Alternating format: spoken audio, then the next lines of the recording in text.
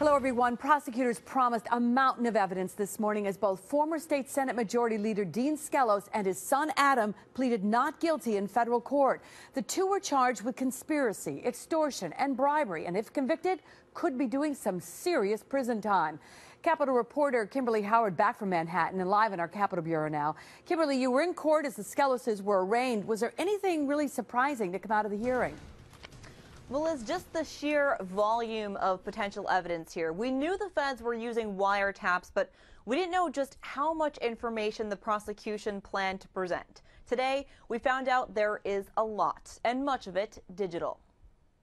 After being arraigned on federal corruption charges along with his son Adam, former Senate Majority Leader Dean Skelos had nothing to say outside federal court. He's not going to say anything beyond what we said in the courtroom. In the courtroom, the prosecution detailed how much information they've gathered on the father and son, telling the judge the feds wiretapped the senator's phone for 2.5 months and that 2 of Adam Skelos' phones, including a so-called burner phone, were tapped for a total of 5 months. This all culminating in 2,400 audio files, plus emails, text messages, phone records, bank records, millions of pages the prosecution says are relevant to the case. The heart of the case is outlined in a 6-count indictment handed up by a federal grand jury last week. It says the crimes began in 2010 and ended this past April, a time when authorities say Skelos dangled his powerful position atop the Senate like a carrot, bribing a real estate development firm and an environmental technology company with tax abatements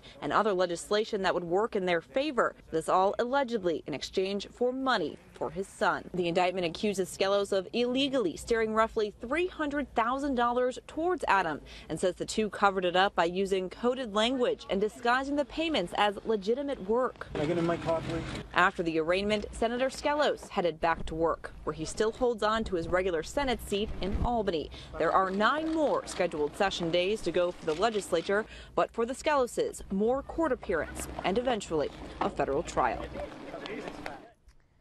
Now, the defense will have until July 30th to review all of that potential evidence. They can then determine how much time they'll need before trial, which, because there's so much to consider, may not begin until next year. Live at the Capitol Bureau, Kimberly Howard, CBS 6 News.